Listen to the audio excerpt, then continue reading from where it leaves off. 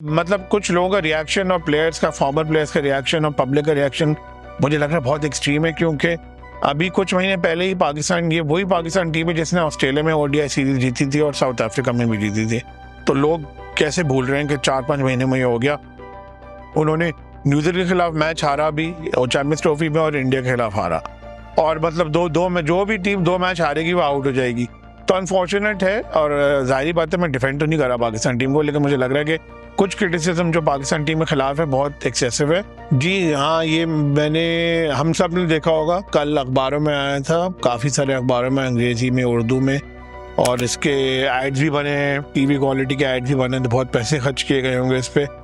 और 60 पेज का सप्लीमेंट है उर्दू में, इंग्लिश में, और ये मैंने खुद ही इसमें नंबर ऑफ तस्वीरें जो चीफ मिनिस्टर साहिबा मरियम नवाज शरीफ की तस्वीरें हैं, हर पेज पे 2 तस्वीरें मास्ट हेड पे हैं, और मैंने फिर बाकायदा गिनी तो तकरीबन 369 तस्वीरें मैंने गिनी 60 पेज के सप्लीमेंट में।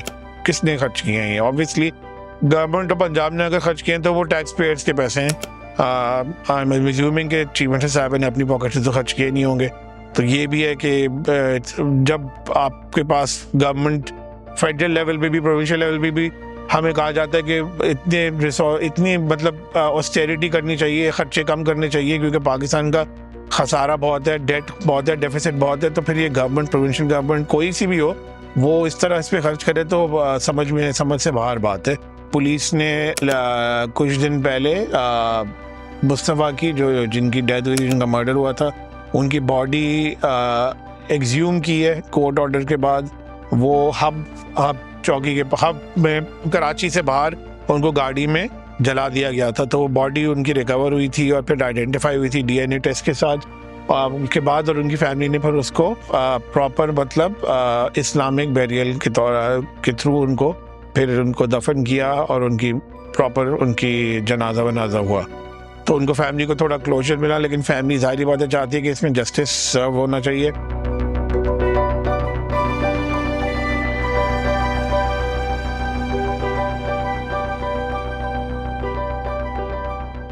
अस्सलाम वालेकुम जी, मैं तैयब जजी और उमर कुरैशी व्यू के एक और पॉडकास्ट के साथ आज हम मौजूद हैं, और आज हम बात करेंगे मुख्तलिफ मौज़ूआत में, जिसमें क्रिकेट भी है, पॉलिटिक्स भी है और सोशल इश्यूज़ भी हैं। तो चलते हैं उमर साहब से बात करते हैं।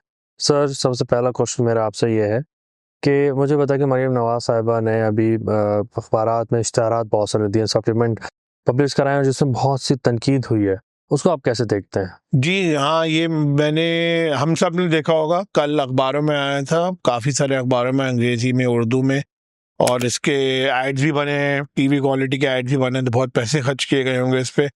और 60 पेज का सप्लीमेंट है उर्दू में, इंग्लिश में, और ये मैंने खुद ही इसमें नंबर ऑफ तस्वीरें जो चीफ मिनिस्टर साहिबा मरियम नवाज शरीफ की तस्वीरें हैं, हर पेज पे 2 तस्वीरें मास्ट हेड पे हैं, और मैंने फिर बाकायदा गिनी तो तकरीबन 369 तस्वीरें मैंने गिनी 60 पेज के सप्लीमेंट में।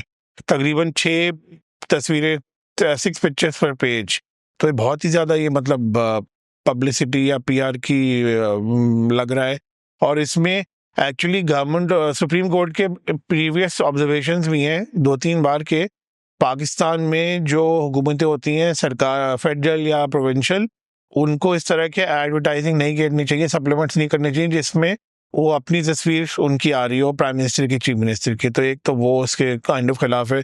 और इतना मतलब आपको अगर पब्लिसाइज करना है अपनी कारकर्दगी तो ठीक है करें, तो उसमें लेकिन इतनी ज़्यादा आपने कर दिया कि वो लग रहा है कि आपने पब्लिक रिलेशंस के लिए की है, लेकिन ये पब्लिक रिलेशंस जो उन्होंने किए है वो बैकफायर हो गई, वो उल्टी वापस आ गई है कि पब्लिक रिलेशंस फियास्को बन गया है। बहुत लोग उस पर तनकीद कर रहे हैं, और मुझे नज़र नहीं आ रहा कि जैसे कि पीएमएलएन का भी सपोर्टर जो होगा वो इसको कैसे जस्टिफाई कर सकता है, क्योंकि जाहिर बात है इस पर गवर्नमेंट ऑफ पंजाब ने अगर खर्च किया है और इतने सारे अखबारों में आया और टीवी चैनल्स पे भी एड्स भी आए हैं, तो करोड़ों रुपए खर्च हुए होंगे। और ये किसने खर्च किए हैं? ये ऑब्वियसली गवर्नमेंट ऑफ पंजाब ने अगर खर्च किए हैं तो वो टैक्स पेयर्स के पैसे हैं।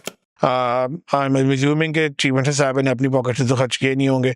तो ये भी है कि जब आपके पास गवर्नमेंट फेडरल लेवल पे भी, प्रोविंशियल लेवल पे भी हमें कहा जाता है कि इतनी मतलब ऑस्टेरिटी करनी चाहिए, खर्चे कम करने चाहिए क्योंकि पाकिस्तान का खसारा बहुत है, डेट बहुत है, डेफिसिट बहुत है, तो फिर ये गवर्नमेंट, प्रोविंशियल गवर्नमेंट कोई सी भी हो, वो इस तरह इस पे खर्च करे तो समझ से बाहर बात है। ये बिल्कुल नहीं होना चाहिए था और ये बैकफायर हो गया है और गवर्नमेंट को बताना चाहिए कि इस पे कितने पैसे खर्च हुए और छुपाना नहीं चाहिए। अच्छा सर, अरमगान केस के हवाले से बताएं कि अब क्या अपडेट है और आपके पास क्या मालूमात? जी, ये केस अभी कोर्ट्स में तो चल रहा है लेकिन अभी इन्वेस्टिगेशन फेज में ही है। पुलिस ने कुछ दिन पहले मुस्तफ़ा की जो जिनकी डेथ हुई थी, जिनका मर्डर हुआ था, उनकी बॉडी एक्सह्यूम की है कोर्ट ऑर्डर के बाद। वो हब हब चौकी के हब में कराची से बाहर उनको गाड़ी में जला दिया गया था। तो वो बॉडी उनकी रिकवर हुई थी और फिर आइडेंटिफाई हुई थी डीएनए टेस्ट के साथ। उसके बाद और उनकी फैमिली ने फिर उसको प्रॉपर मतलब इस्लामिक बैरियल के तौर के थ्रू उनको फिर उनको दफन किया और उनकी प्रॉपर उनकी जनाजा वनाजा हुआ। तो उनको फैमिली को थोड़ा क्लोजर मिला, लेकिन फैमिली जाहिर बात है चाहती है कि इसमें जस्टिस सर्व होना चाहिए। द अपडेट में यह है कि पुलिस ने कहा है कि अरमगान ने पुलिस से बकौल के उन्होंने एक्सेप्ट कर लिया कि वो इन्वॉल्व थे मर्डर में, लेकिन उन्होंने और भी एक दो और भी कैरेक्टर्स हैं जिनके घर में मुस्तफ़ा की डेथ हुई अरमगान के घर में, उधर डीएनए का मतलब ब्लड सैंपल्स और भी एक लड़की के मिले हैं जो ट्रेस कर रहे हैं कि वो कौन है, वो जिंदा है भी या नहीं। उनके फादर के हम देखते रहते हैं, क्लिप्स आते रहते हैं कि वो थोड़े लोगों को अटैक भी कर रहे हैं, एंकर्स को भी अटैक कर रहे हैं। कुछ एंकर्स ने उनके खिलाफ एक्यूजेशन भी दिए हैं कि वो खुद ही उनके फादर मुबैयन तौर पे बहुत साल पहले ड्रग्स बेचते थे। कुछ एंकर ने कहा है। तो अभी ये इन्वेस्टिगेशन हो रही है, लेकिन एक इम्पॉर्टेंट क्वेश्चन ये है कि जनवरी में पुलिस के बकौल भी जनवरी के शुरू में जब मुस्तफ़ा मिसिंग को रिपोर्ट हुआ था, उसके कुछ दिन बाद ही शायद उसके बेचारे की डेथ हो गई थी और उसकी वो बॉडी जला दी गई थी हब में। तो अगर हब जो है कराची से बाहर है और उधर काफी खुला एरिया है, तो अगर उधर गाड़ी जल रही है और उधर एक जली हुई गाड़ी बरामद भी हुई है और जिसमें ईदी फाउंडेशन ने डेड बॉडी को दफना भी दिया अपने ग्रेवयार्ड में, तो ऐसा कैसे हो सकता है कि पुलिस किसी मौके पे इन्वॉल्व नहीं थी? मतलब अगर कोई डेड बॉडी किसी गाड़ी में जली पाई जाएगी तो पुलिस को तो नोटिफाई किया जाता है। तो ये अभी समझ में नहीं आ रहा है कि ये कौन एक्सप्लेन करेगा कि पुलिस को इतने हफ्ते बाद कैसे पता चला कि उन लड़के की डेथ हुई है। वो तो तभी हुआ जब मीडिया में बात आई और जब वो रेड बैकफायर हो गया, उसमें शूटिंग हुई वगैरह वगैरह। तो ऐसे कैसे हो सकता है कि इतने बड़े शहर में आप गाड़ी में एक बॉडी को या बेहोश बंदे को रख के जला दें और वो मिल भी जाए गाड़ी और वो बंदा दफना भी दिया जाए और पुलिस को पता भी नहीं चला? तो ये भी जरा सोचने की बात है। सर, आईसीसी चैंपियंस ट्रॉफी हो रही है, उसके हवाले से क्या कहेंगे कि पाकिस्तान की जो टीम है वो 2 मैचेस हार चुकी है और इस टूर्नामेंट से वो बाहर हो चुकी है। हालांकि पाकिस्तान इस इवेंट को ऑर्गेनाइज भी कर रहा है और काफ़ी इस पर तनकीद हो रही है लोगों की तरफ से। पाकिस्तान टीम बिल्कुल टूर्नामेंट से बाहर हो चुकी है। आप कैसे इस पे क्या कहेंगे आप? मतलब कुछ लोगों का रिएक्शन और प्लेयर्स का, फॉर्मर प्लेयर्स का रिएक्शन और पब्लिक का रिएक्शन मुझे लग रहा है बहुत एक्सट्रीम है, क्योंकि अभी कुछ महीने पहले ही ये वही पाकिस्तान टीम है जिसने ऑस्ट्रेलिया में ओडीआई सीरीज जीती थी और साउथ अफ्रीका में भी जीती थी। तो लोग कैसे भूल रहे हैं कि 4-5 महीने में ये हो गया। उन्होंने न्यूजीलैंड के खिलाफ मैच हारा भी और चैंपियंस ट्रॉफी में, और इंडिया के खिलाफ हारा। और मतलब दो में जो भी टीम 2 मैच हारेगी वो आउट हो जाएगी। तो अनफॉर्चुनेट है और जाहिर बात है मैं डिफेंड तो नहीं कर रहा पाकिस्तान टीम को, लेकिन मुझे लग रहा है कि कुछ क्रिटिसिज्म जो पाकिस्तान टीम के खिलाफ है बहुत एक्सेसिव है। आप ये कह सकते हैं कि रिजवान का जजमेंट फॉल्टी था कि उन्होंने बैटिंग पहले की, उनको शायद बैटिंग सेकंड करनी चाहिए थी, क्योंकि लाइट्स में दुबई में शायद बैटिंग ईजियर होती है। और ये भी था कि दुबई में पिच स्पिनर पिच है, तो इंडिया के पास 2 स्पिनर्स थे स्पेशलिस्ट और पाकिस्तान के पास सिर्फ एक था। और अब्रार ने एक्चुअली अच्छी बॉलिंग कराई थी, बट पाकिस्तान के पास कोई स्पेशलिस्ट स्पिनर था नहीं। तो पाकिस्तान के पास ये इस तरह के हैंडीकैप भी थे बहुत। और इंडिया इन फॉर्म टीम है, लेकिन ये कहना कि पाकिस्तानी क्रिकेट का डिक्लाइन हो गया और पाकिस्तानी क्रिकेट तबाह हो गया, ये कोई ज़्यादा एक्सट्रीम होगा और लोग ज़रा इमोशनल हो रहे हैं। और हो सकता है कि उनको बुरा लग रहा हो कि पाकिस्तान इंडिया से हार गया इतनी बुरी तरह। तो होता है गेम में ये, बट इसका ये मतलब नहीं है कि आप कहने लगेंगे पूरा गेम ही तबाह हो गया।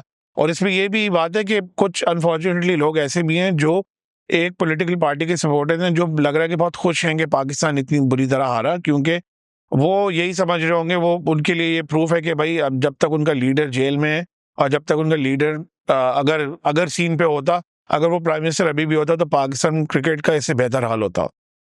जी बिल्कुल, क्रिकेट एक ऐसा मौजू है हमारे यहाँ जिस पर लोग काफ़ी जज्बाती होते हैं। देखते हैं आने वाले दिनों में पाकिस्तान की पॉलिटिक्स में क्या तब्दीली आती है और आर्मगान केस किस तरफ जाता है, और क्रिकेट में लोगों के हवाले से लोगों की तवक्कुआत पूरी होती हैं नहीं होती।